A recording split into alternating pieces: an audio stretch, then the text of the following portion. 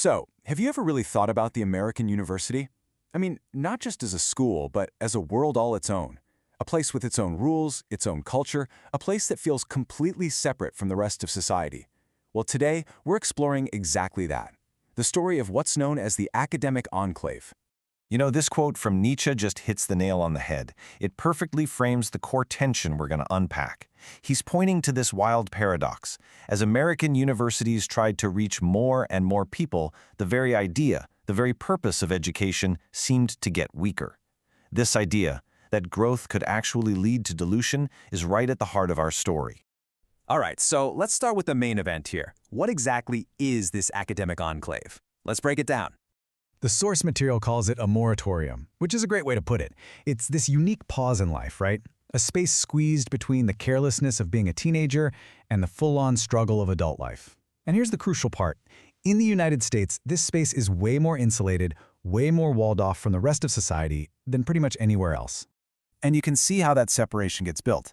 Just think about the classic American campus, right? It's often this green bubble, physically isolated from the city. It's got its own student life with all these traditions and rituals that can seem, frankly, bizarre to anyone on the outside.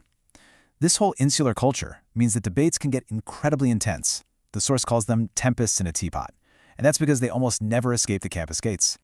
So how did we get here? How did this isolated world even come to be? Well, its history is really defined by a fundamental conflict. A battle between two totally different ideas of what a university should even be. You can almost think of it as the university having two souls. And here it is laid out perfectly. On one side, you have humanism. That's the classic ideal, right? Using a general education to create moral, well-rounded citizens. But on the other side, you've got vocationalism, which has a purely practical goal: train skilled professionals for the workforce. The entire history of the American university is just one long tug of war between these two missions.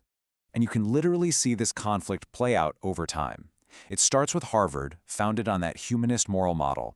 Then the Yale report comes along and doubles down on it. But then in the late 1800s, everything changes. The German research model shows up, and suddenly the focus is on specialization, on the PhD. That's a huge win for the vocational side. And then comes the real game changer: the GI Bill. The GI Bill completely blew the doors off the university. The numbers are just staggering. From 1950 to 1970, the percentage of the population in college more than doubled. Suddenly, college wasn't just for the elite, it was this pathway for the masses. And that explosion in scale, it just amplified every single tension between the university's two souls. Now, while all this was happening, while the university was dealing with all these external pressures, a really powerful intellectual movement popped up that actually reinforced the isolation from the inside. This was the age of something called New Criticism. So New Criticism basically argued that a piece of literature, a poem, a novel, whatever, should be treated like a self-contained object. The only thing that mattered was the text itself. The history behind it, the author's life, what the reader felt about it, all of that was just noise. The focus was on an intense, close reading of the words on the page and nothing else. This one line captures the entire philosophy. It's not about what a poem means in the real world or what it's trying to say. It's about its existence as a perfectly structured object. The text becomes its own little self-contained universe. Kind of like the academic enclave itself, right? And to get to this pure reading, the new critic said you had to avoid three big fallacies or mistakes. First, don't worry about what the author intended. Second, don't get lost in your own emotional reaction. And third, absolutely do not bring in history or biography. By walling the text off from all these outside influences, they basically built an intellectual fortress. But, that kind of intellectual isolation couldn't last forever. By the 1970s, a new, powerful force started to reshape the university in its own image: the market.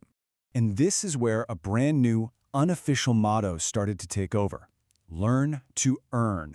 The whole purpose of the university shifted. It wasn't about moral development or pure intellectual discovery anymore. It was about getting a job.